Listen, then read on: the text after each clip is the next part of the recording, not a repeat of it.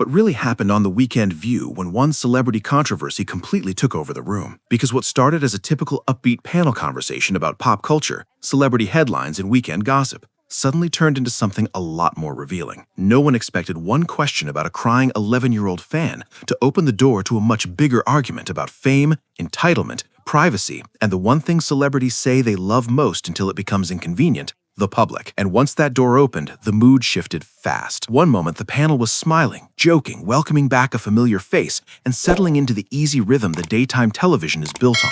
The next, the whole discussion had turned into a quiet public trial over whether modern stars still understand what fame actually costs. Before we get into it, subscribe to Focus Insights for more deep dives into celebrity clashes, viral TV moments, and the stories behind the headlines. Now, let's start. The set opens exactly the way you would expect from a show like this. Bright lights, warm applause, friendly energy. Everyone sounds loose, comfortable, almost playful. There's laughter right away, a little chaos, a little crosstalk, the kind of polished messiness that makes daytime panels feel alive. Abby Huntsman is back at the table, and that alone gives the opening a reunion energy. It feels safe, familiar, light. That calm matters because it makes what happens next hit harder. The panel isn't entering a battlefield. They're walking into what looks like a routine celebrity roundtable. The audience is relaxed. The hosts are relaxed. There's no sign yet that one segment is about to dominate everything that follows. Then comes the first story. Chappell Roan, one of the biggest breakout names in music, is facing backlash after a Brazilian soccer star described an encounter involving his 11-year-old stepdaughter at a restaurant. According to the story, the girl got too close. Chappell's security reacted, and the child was left in tears. Chappell pushes back, saying she didn't even see the woman and child and that no one came up to her directly. She says she's sorry they felt uncomfortable, but she doesn't fully own the version of events being reported. At first, that still sounds manageable.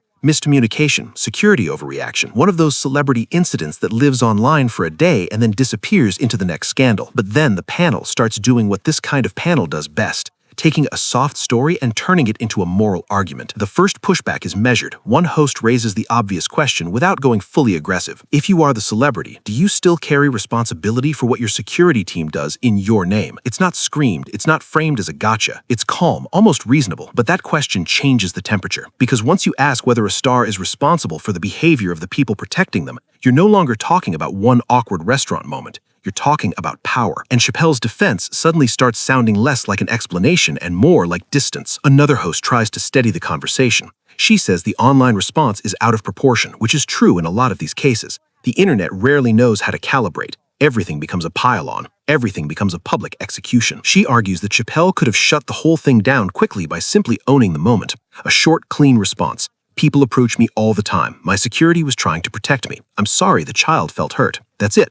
No spiraling, no denial war, no endless back and forth. For a second, it sounds like the room might land there. Then someone cuts in with the line that quietly resets the debate. Yeah, but this was a kid. That's the first real trigger. Because adults can be dismissed as intrusive, paparazzi can be criticized, online mobs can be blamed. But an 11-year-old fan is harder to wave away. The moral math changes immediately. Now the details start piling up. The child was there in Brazil celebrating her birthday. She wanted tickets to see Chappell Roan. Her family knew how to behave around famous people. She didn't allegedly run up screaming. She didn't grab. She didn't invade. According to the version being defended at the table, she simply walked over to make sure it was really Chappell and smiled. And then, the story goes, security approached their table and began berating the child until she cried. That is the moment the room stops treating this like a misunderstanding and starts treating it like a character test. One host leans fully into it. She says the truth nobody in entertainment likes hearing out loud. If you are an artist, a talk show host, a public figure, you are where you are because of fans, not because of the machine, not because of branding, not because of strategy decks and PR memos,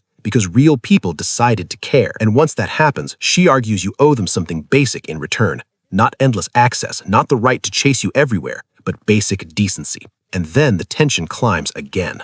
Another host brings in personal stakes. Her daughters are young. They love Chappell Roan. She hears the music in the car. She watches what these artists become in the eyes of children. And her point is blunt. When you become a huge star, you also become a role model, whether you asked for it or not.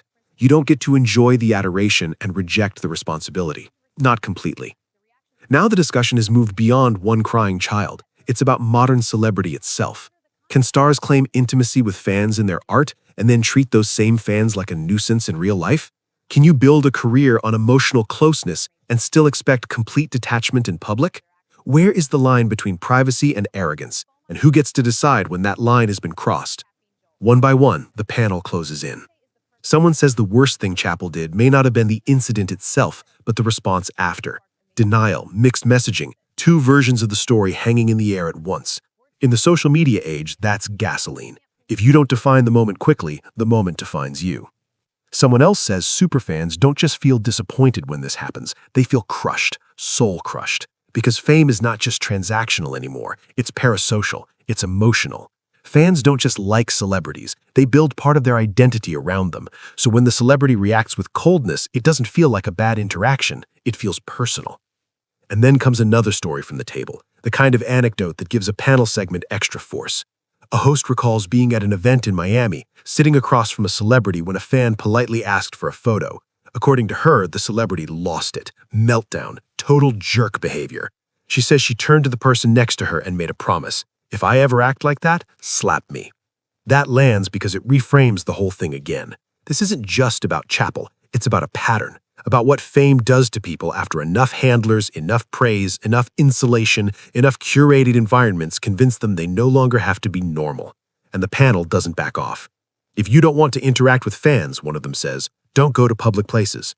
That line resets the room again, because it sounds simple, but it carries an accusation underneath it. You can't enjoy the perks of public life and then act shocked when the public notices you.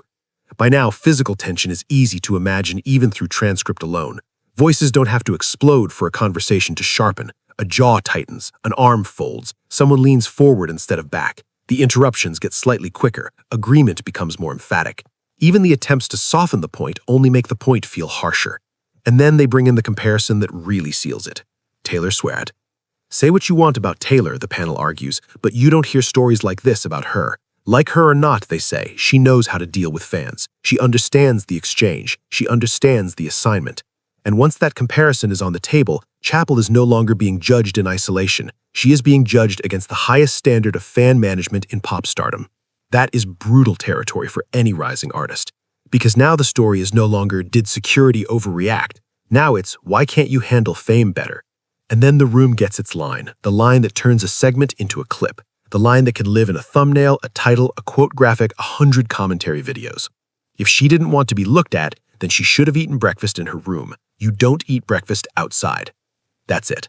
That's the break in the room. Not because everyone gasps in theatrical horror, not because anyone storms off, but because the conversation has crossed from analysis into verdict. There's no ambiguity left in that sentence, no diplomatic cushioning, no publicist-approved wording. It's direct, hard, a little ruthless, and impossible to misunderstand. If you wanted the one line that captured the segment, that was it. And notice what makes it so powerful. It's not just criticism, it's exposure. In one sentence, the entire celebrity privacy defense gets reduced to something almost absurd. You are a public figure in a public place having a public breakfast, and now we're pretending being seen is some unacceptable violation? That's the argument being destroyed in real time. No literal walk-off is needed after a line like that. The effect is the same. The room has already moved on from debate to conclusion. The show cuts away to commercials soon after, but emotionally, the segment is over the moment that sentence lands. Chappell's side has not just been challenged, it's been overwhelmed by a broader consensus at the table. Fame comes with obligations, and one of them is basic grace. But what makes this episode more interesting is that the Chappell segment doesn't just stand alone, it sets the theme for everything that follows. Because the rest of the show, maybe without fully realizing it, keeps circling the same question from different directions. What does public life do to people, and how much of yourself do you owe once the world starts watching? That's where Lisa Kudrow enters. The tone changes on paper, but the underlying issue doesn't. Kudrow talks about reality television and calls it the end of civilization. It's funny when she says it, exaggerated in that dry, cutting way only a veteran performer can pull off, but underneath the joke is a serious discomfort. She describes watching someone on camera vomiting while their husband screams at them to keep going so they can stay in the competition. Her reaction is basically, what are we doing? How did public entertainment become this? And suddenly, the episode isn't just about rude celebrities. It's about the appetite that feeds the whole machine. Because fame has two ugly edges. On one side, you have stars who become so protected they forget how to be decent to regular people. On the other side, you have audiences and producers who become so hungry for spectacle, they stop caring what public exposure does to human beings. One host pushes back on Kudrow a little. Competition shows like Survivor and The Amazing Race aren't necessarily civilization ending, she argues. The deeper damage is what some of these shows do to young people chasing clout, followers, and a career that may never come. Relationships get wrecked, real life gets sacrificed, everything gets flattened into content, and there it is again, public attention as both prize and poison. That tension sits underneath the whole episode. Chappell is being criticized for rejecting access. Reality contestants are criticized for giving up too much access. The audience wants authenticity, but not too much. Privacy, but not too much. Vulnerability, but only if it entertains. Boundaries, but not if they disappoint. Celebrities are expected to be open enough to feel relatable and controlled enough to remain aspirational. It is an impossible contract. Then the show pivots again, this time to Miley Cyrus and Billy Ray Cyrus. On the surface, this segment feels softer, less combative, more sentimental. Miley speaks about her father being present at the Hannah Montana anniversary special and how much their relationship means to people who grew up watching them. One of the hosts says something really revealing. When Miley and her dad are good, people feel better. Think about that for a second. People feel better when a famous family heals. That is how deep celebrity storytelling goes now. The public doesn't just consume songs, interviews, performances, red carpets. They emotionally invest in the state of families they don't know.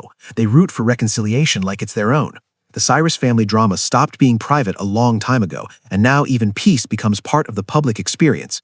One host frames music as a universal language, something powerful enough to bridge division and melt bad blood. Another praises Miley for caring about the work, for reaching out to make the anniversary happen instead of waiting for it to be handed to her. That detail matters because it contrasts with the entitlement haunting the earlier segment. Miley here is being praised for initiative, effort, and emotional maturity. And again, the underlying message is about how public figures carry more than themselves. Their art, their family, their feuds, their healing, their silence, all of it becomes symbolic. Then the episode loosens up with Doja Cat. Her comments about being a serial dater, about wanting space, about enjoying the moment when a partner leaves, it's funny, chaotic, confessional, exactly the kind of segment daytime television loves because it mixes sexuality, celebrity honesty, and room for jokes. The panel runs with it. There's teasing, there's a laugh about empty nest freedom, there's a whole detour into how a Doja Cat image supposedly resembles Joey Behar. It's lighter, yes, but it still fits the pattern. Because what is Doja doing there? She's curating access on her terms, giving the audience a wild, memorable quote, offering just enough personal truth to feel candid, but in a form that remains performative and controlled. It's intimacy as branding. Not fake, exactly, but managed. Then comes Gwyneth Paltrow, and the theme sharpens again in a new direction. Gwyneth calls herself one of the original nepo babies. That line immediately sets off another values conversation. Is there anything wrong with being born connected? Is the problem the advantage itself or the refusal to admit it? The panel's answer is actually more nuanced than people might expect. No, they say, the problem isn't having famous parents. Everyone uses the opportunities available to them. The problem is pretending you arrived without help. That idea lands hard because it speaks to something bigger than celebrity. It's about honesty inside systems of privilege. One host says if she carried a famous name, she would work 5 times harder because that name means something. Another says Gwyneth gets away with owning it because she's talented and hardworking enough that nobody seriously questions whether she belongs. The real irritation, they argue, comes from people who are born on third base and then act like they hit a home run. That metaphor is probably the cleanest summary of the segment and maybe of the whole episode. Don't pretend advantage is merit. Don't pretend access is innocence. Don't pretend the public owes you adoration without scrutiny. By this point, the show has quietly built a map of modern celebrity culture. Chappell Roan represents the star under pressure, struggling with the obligations of visibility. Kudrow represents the veteran who looks at spectacle culture and sees decay. Miley represents the celebrity whose personal healing becomes public meaning. Doja represents the star who turns self-exposure into style. Gwyneth represents inherited access honestly acknowledged instead of denied. Then, because this is still the weekend view, the last major segment swerves into comedy with Joy Behar telling a story about a much younger man flirting with her at a casino. On paper, this has nothing to do with the earlier debate. In reality, it has everything to do with it. Joy describes a man throwing a $100 bill toward her at the table, insisting there was a vibe, calling himself a stud, acting like a stranger's attention entitled him to something more. The panel erupts into jokes, jealousy talk, husbands, old fraternity brothers, attraction, confidence, cosmos. It's one of those classic late-show roundtable descents into laughter. But underneath the humor is the same issue again: attention, entitlement, public behavior. A stranger sees a public woman and decides there's a connection. He imagines intimacy where there is none. He pushes past normal boundaries because the environment makes him feel like that's part of the game. In other words, the show ends with a comedic version of the same emotional confusion fame creates at every level. People think they know you. People think access means invitation. People think being seen means being available. That is why this episode works so well as a single narrative, even though it jumps across 5 or 6 different celebrity topics. Every story points back to the same fracture in celebrity culture. Public visibility creates emotional claims from every direction, and nobody agrees where those claims should stop. The fans think visibility earns them warmth. The celebrities think success should still allow privacy. The media turns every awkward exchange into morality theater. The audience wants stars to be both grateful and untouchable, both ordinary and elevated, both raw and polished. And when one side fails, even slightly, the backlash hits instantly. So what actually happened on The Weekend View? A happy, chatty celebrity panel slowly exposed the emotional contradictions of fame. Chappell Roan became the center of it because her story forced the table to choose between sympathy for celebrity boundaries and sympathy for an 11-year-old fan. Once the kid became the focal point, the room was never going to side with distance. The defense collapsed under the weight of a simpler value. Kindness should be easy, especially toward a child. Kudrow expanded that into a critique of spectacle itself. Miley Cyrus reminded everyone that celebrity family stories now function like public emotional weather. Gwyneth Paltrow brought privilege and honesty into the frame. And Behar almost accidentally closed the loop by showing how easily public energy can slip into bizarre personal entitlement. This wasn't just about one singer at one restaurant. It wasn't just about whether security went too far. It was about what celebrity culture has become. A place where stars are expected to perform gratitude without weakness, openness without vulnerability, relatability without mess, and boundaries without offending anyone. A place where fans feel emotionally invested enough to be hurt by a smile withheld. A place where reality TV can make humiliation look like entertainment. Where family reconciliation becomes public comfort food. Where inherited access has to be confessed before it can be forgiven. And where even a casino flirtation becomes a story about visibility and possession. That is why the Chappell debate hit so hard. Because underneath the restaurant story was a deeper fear. Maybe some celebrities no longer understand the difference between needing protection and resenting the people who made them famous. And to be fair, the opposite fear exists too. Maybe audiences no longer understand the difference between admiration and access. That's the real clash. Not star versus fan, not host versus celebrity, not old media versus new fame. It's a conflict over ownership. Who owns a public figure once they become beloved? The artist, the audience, the brand, the machine around them, or nobody at all. That is why a single line about breakfast outside could suddenly feel bigger than the segment itself. It cut through all the PR language and landed on a brutal public truth. Visibility changes the rules, whether celebrities like it or not. And once that truth enters the room, everything else starts to look different. The jokes, the anecdotes, the praise, the criticism, the comparisons, even the commercial breaks. Because by the end of this episode, one thing is clear. This wasn't just about pop stars, daytime hosts, or viral controversy. It was about the collapsing distance between public image and personal conduct, about whether fame still means service or whether it has become a fortress, about whether admiration creates obligation or whether that expectation is the real problem. And that's why people keep watching these moments, not because they care about one restaurant, not because they care about one quote, but because every celebrity clash becomes a proxy war over values. Gratitude, class, power, privilege, dignity, and control. So now the question is yours. Was the panel right to come down that hard on Chappell Roan, or did they ignore the reality of what it means to be a young star living under constant pressure? Drop your take in the comments. And if you want more breakdowns of shocking TV moments, celebrity controversies, and the hidden tensions behind viral interviews, subscribe to Focus Insights. There's always another moment everyone is reacting to, and we'll be here to unpack what was really going on.